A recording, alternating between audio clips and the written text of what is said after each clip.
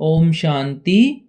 18 जनवरी 2026 के बाप दादा के अनमोल महावाक्य पिताश्री जी के पुण्य स्मृति दिवस पर प्रातः क्लास में सुनाने के लिए। मुरली का सार, मीठे बच्चे, ज्ञान रत्नों से झोली भरकर दान भी करना है। जितना दूसरों को रास्ता बताएंगे उतना आशीर्वाद मिलेगी। ओम शांति। मीठे बच्चों को यह पक्का याद रखना है कि शिव बाबा हमको पढ़ाते हैं। शिव बाबा पतित पावन भी हैं, सदगति दाता भी हैं। सदगति माना स्वर्ग की रजाई देते हैं। बाबा कितना मीठा है, कितना प्यार से बच्चों को बैठ पढ़ाते हैं। बाप दादा द्वारा हमको पढ़ाते हैं।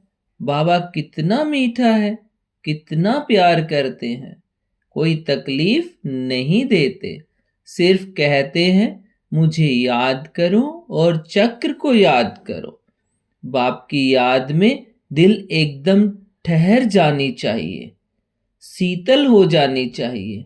एक बाप की ही याद सतानी चाहिए, क्योंकि बाप से वर्षा कितना भारी मिलता है। अपने को देखना चाहिए हमारा बाप के साथ कितना लव है, कहाँ तक हमारे में दैवी गुण है। क्योंकि तुम बच्चे अब कांटों से फूल बन रहे हो। जितना जितना योग में रहेंगे उतना कांटों से फूल सतो प्रधान बनते जाएंगे। फूल बन गए फिर यहाँ रह नहीं सकेंगे। फूलों का बगीचा है ही स्वर्ग। जो बहुत कांटों को फूल बनाते हैं उन्हें ही सच्चा खुशबूदार फूल कहेंगे। वह कभी किसी को कांटा नहीं लगाएंगे। क्रोध भी बड़ा कांटा है, बहुतों को दुख देते हैं। अभी तुम बच्चे कांटों की दुनिया से किनारे पर आ गए हो। तुम हो संगम पर। जैसे माली फूलों को अलग पाट बर्तन में निकाल कर रखते हैं, वैसे भी तुम फूलों को भी अब संगम युगी पाट में अलग रखा हुआ है।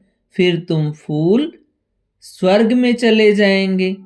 कलयुगी कांटे भस्म हो जाएंगे। मीठे बच्चे जानते हैं पारलौकिक बाप से हमको अविनाशी वर्षा मिलता है। जो सच्चे सच्चे बच्चे हैं, जिनका बाप दादा से पूरा लव है, उनको बड़ी खुशी रहेगी। हम विश्व का मालिक बनते हैं। हाँ, पुरुषार्थ से ही विश्व का मालिक बना जाता है, सिर्फ कहने से नहीं। तो अनन्य बच्चे हैं, उन्हों को सदैव यह याद रहेगा कि हम अपने फिर से वही सूर्यवंशी चंद्रवंशी राजधानी स्थापन कर रहे हैं। बाप कहते हैं मीठे बच्चे, जितना तुम बहुतों का कल्याण करेंगे उतना तुमको ही उजुरा मिलेगा। बहुतों को रास्ता बताएंगे तो बहुतों की आशीर्वाद मिलेगी। ज्ञान रत्नों से झोली भरकर फिर दान करना है। ज्ञान सागर तुमको रत्नों की थालियां भर भर कर देते हैं। उन रत्नों का जो दान करते हैं वही सबको प्यारे लगते हैं। बच्चों के अंदर में कितनी खुशी होनी चाहिए। सेंसिबल बच्चे जो होंगे वह तो कहेंगे हम बाबा से पूरा ही वर्षा लेंगे, एकदम चटक पड़ेंगे। बाप से बहुत लव रहेगा, क्योंकि जानते हैं प्राण देने वाला बाप मिला है। नॉलेज का वरदान ऐसा देते हैं जिससे हम क्या से क्या बन जाते हैं। इनसॉल्वेंट से सॉल्वेंट बन जाते हैं। इतना भंडारा भरपूर कर देते हैं। जितना बाप को याद करेंगे उतना लव रहेगा, कशिश रहेगी। सुई साफ होती है तो चकमक चुंबक तरफ खींच जाती है ना। बाप की याद से कट निकलती जाएगी। एक बाप के सिवाय और कोई याद न आए। बाप समझाते हैं मीठे बच्चे, अब गफलत मत करो। सुदर्शन चक्रधारी बनो, लाइट हाउस बनो। सुदर्शन चक्रधारी बनने की प्रैक्टिस अच्छी हो जाएगी तो फिर तुम जैसे ज्ञान का सागर हो जाएंगे। जैसे स्टूडेंट पढ़कर टीचर बन जाते हैं ना, तुम्हारा धंधा ही यह है, सबको सुदर्शन चक्रधारी बनाओ, तभी चक्रवर्ती राजा रानी बनेंगे। इसलिए बाबा सदा पूछते हैं, बच्चों से पूछते हैं, सुदर्शन चक्रधारी हो बैठे हो? बाप भी सुदर्शन चक्रधारी है ना। बाप आए हैं तुम मीठे बच्चों को वापस ले जाने। तुम बच्चों बगैर हमको भी जैसे बेआरामी होती है, जब समय होता है तो बेआरामी हो जाती है। बस अभी हम जाऊं, बच्चे बहुत पुकारते हैं, बहुत दुखी हैं, तरस पड़ता है। अब तुम बच्चों को चलना है घर, फिर वहां से तुम आपे ही चले जाएंगे सुखधाम। वहां मैं तुम्हारा साथी नहीं बनूंगा, अपनी अवस्था अनुसार तुम्हारी आत्मा चली जाएगी। जितना तुम बच्चे बाप की याद में रहेंगे उतना दूसरों को समझाने का असर होगा। तुम्हारा बोलना जास्ती नहीं होना चाहिए। आत्माभिमानी हो, थोड़ा भी समझाएंगे तो तीर लगेगा। बाप कहते हैं बच्चे बीती सो बीती, अब पहले अपने को सुधारो। खुद याद करेंगे नहीं, दूसरों को कहते रहेंगे यह ठगी चल न सके। अंदर दिल जरूर खाती होगी। बाप के साथ पूरा लव नहीं है तो श्रीमत पर चलते नहीं है। बेहद के बाप जैसी शिक्षा तो और कोई दे ना सके। बाप कहते हैं मीठे बच्चे, इस पुरानी दुनिया को अब भूल जाओ, पिछाड़ी में तो यह सब भूल ही जाना है। बुद्धि लग जाती है अपने शांति धाम और सुख धाम में। बाप को याद करते करते बाप के पास चले जाना है। पतित आत्मा तो जा ना सके, वह है ही पावन आत्माओं का घर। यह शरीर 5 तत्वों से बना हुआ है, तो 5 तत्व यहाँ रहने के लिए खींचते हैं, क्योंकि आत्मा ने यह जैसे प्रॉपर्टी ली हुई है, इसलिए शरीर में ममत्व हो गया है। अब इनसे ममत्व निकाल जाना है अपने घर। वहां तो ये 5 तत्व है नहीं। सतयुग में भी शरीर योग बल से बनता है। सतो प्रधान प्रकृति होती है, इसलिए खींचती नहीं, दुख नहीं होता। ये बड़ी महीन बातें हैं समझने की। यहाँ 5 तत्वों का बल आत्मा को खींचता है, इसलिए शरीर छोड़ने की दिल नहीं होती है। नहीं तो इसमें और ही खुश होना चाहिए। पावन बन शरीर ऐसे छोड़ेंगे जैसे मक्खन से बाल।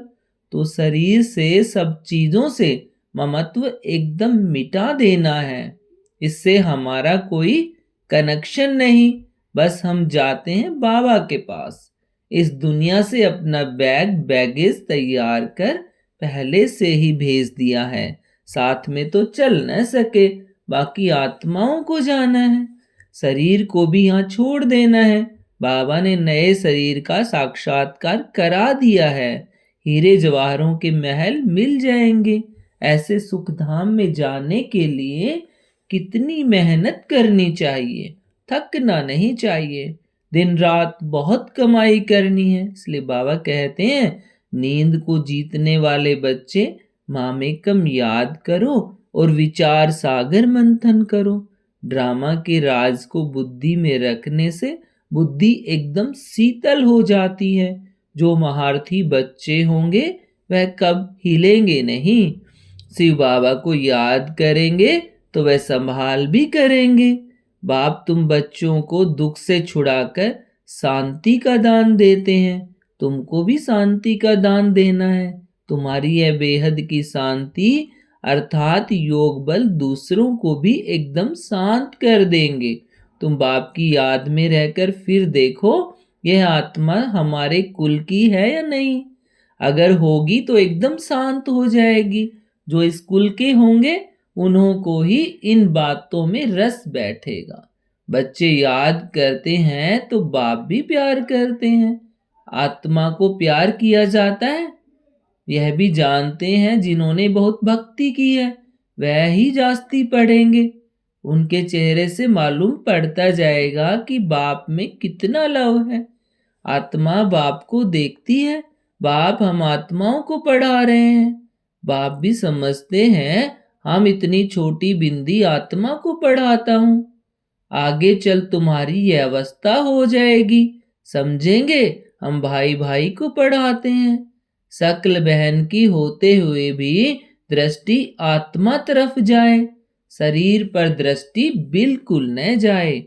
इसमें बड़ी मेहनत है, यह बड़ी महीन बातें हैं, बड़ी ऊंच पढ़ाई है। वजन करो तो इस पढ़ाई का तरफ बहुत भारी हो जाएगा। अच्छा मीठे मीठे सिकिल देह बच्चों प्रति माता पिता बाप दादा का याद प्यार और गुड मॉर्निंग।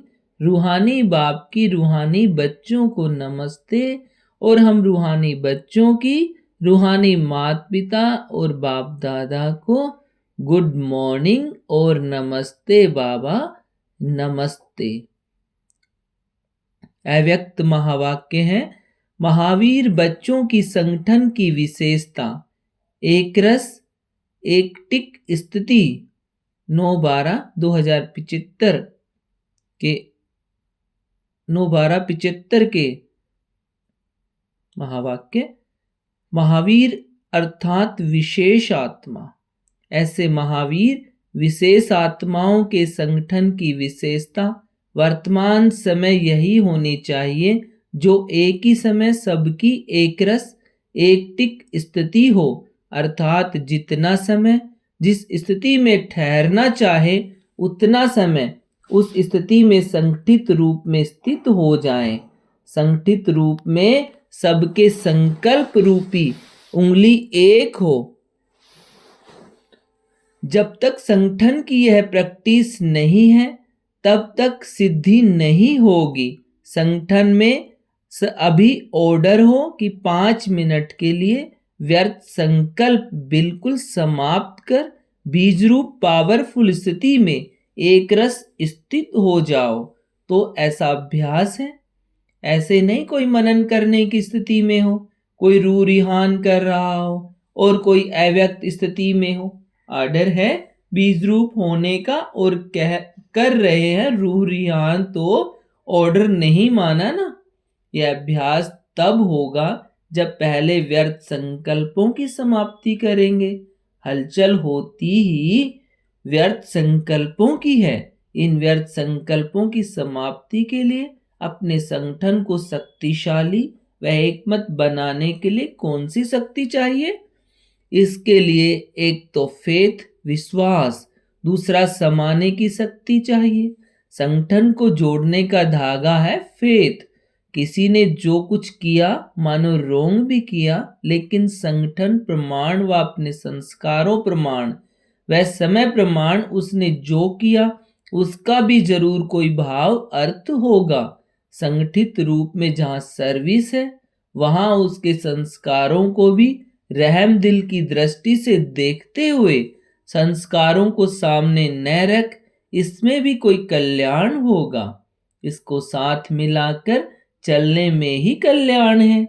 ऐसा फेथ जब संगठन में एक दूसरे के प्रति हो तब ही सफलता हो सकती है। पहले से ही व्यर्थ संकल्प नहीं चलाने चाहिए। जैसे कोई अपनी गलती को महसूस भी करते हैं लेकिन उसको कभी फैलाएंगे नहीं बल्कि उसे समाएंगे।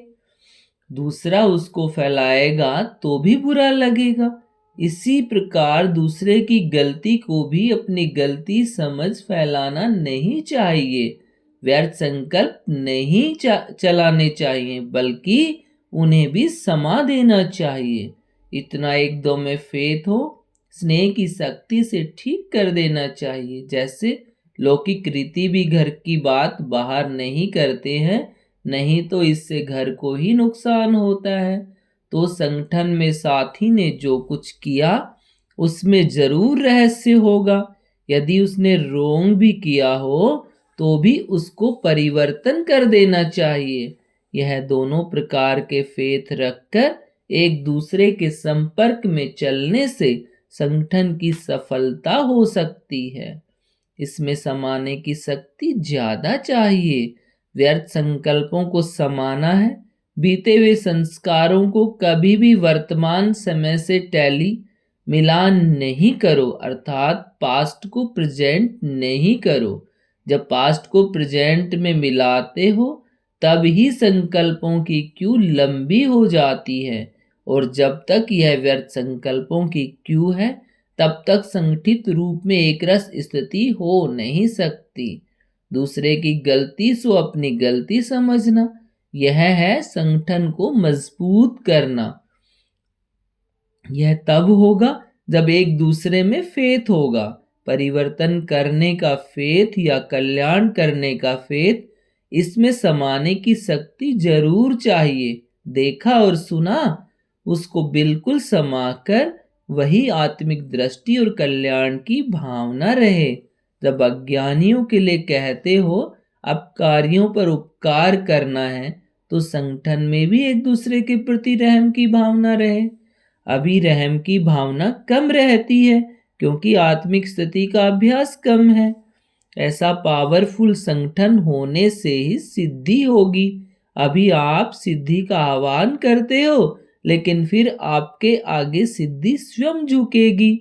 जैसे सतयुग में प्रकृति दासी बन जाती है, वैसे सिद्धि आपके सामने स्वयं झुकेगी। सिद्धि आप लोगों का आह्वान करेगी।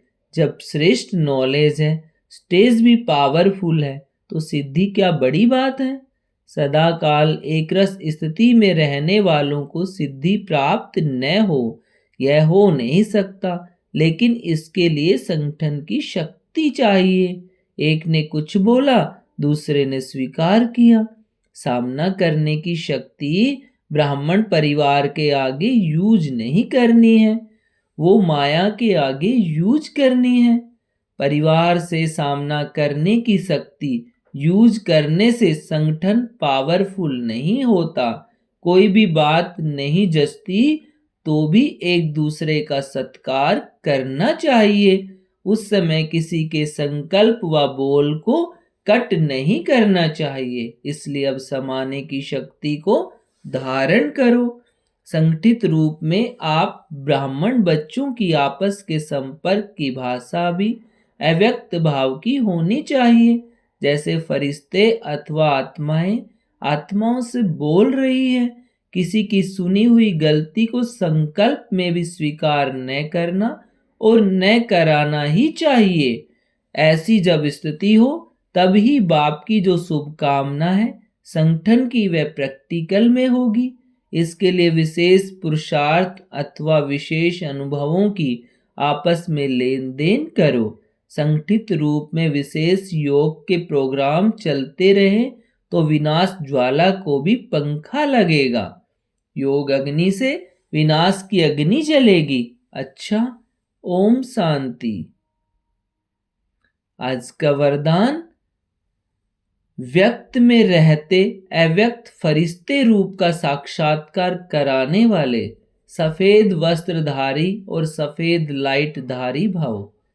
जैसे अभी चारों ओर यह आवाज फैल रहा है कि सफेद वस्त्रधारी कौन है और कहां से आए हैं, ऐसे अब चारों ओर फरिश्ते रूप का साक्षात्कार कराओ। इसको कहा जाता है डबल सेवा का रूप। जैसे बादल चारों ओर छा जाते हैं, ऐसे चारों ओर फरिश्ते रूप से प्रकट हो जाओ। जहां भी देखें तो फरिश्ते ही नजर आए। लेकिन यह तब होगा जब शरीर से डिटैच होकर अंतवाहक शरीर से चक्र लगाने के अभ्यासी होंगे। मनसा पावरफुल होगी। आज का स्लोगन है, सर्व गुणों व सर्व शक्तियों के अधिकारी बनने के लिए आज्ञाकारी बनो। सर्व गुणों व सर्व शक्तियों के अधिकारी बनने के लिए आज्ञाकारी बनो। अव्यक्ति सारे इस अव्यक्ति मास में बंधन मुक्त रह जीवन मुक्त स्थिति का अनुभव करो। जैसे बाप सदा स्वतंत्र हैं, ऐसे बाप समान बनो। बाप दादा बच्चों को परतंत्र देख नहीं सकते।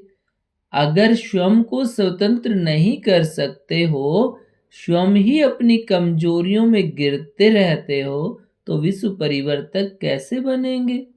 अब इस स्मृति को बढ़ाओ कि मैं मास्टर सर्वशक्तिवान हूं। इससे सहज सर्व पिंजड़ों से मुक्त उड़ता पंछी बन जाएंगे। ओम शांति।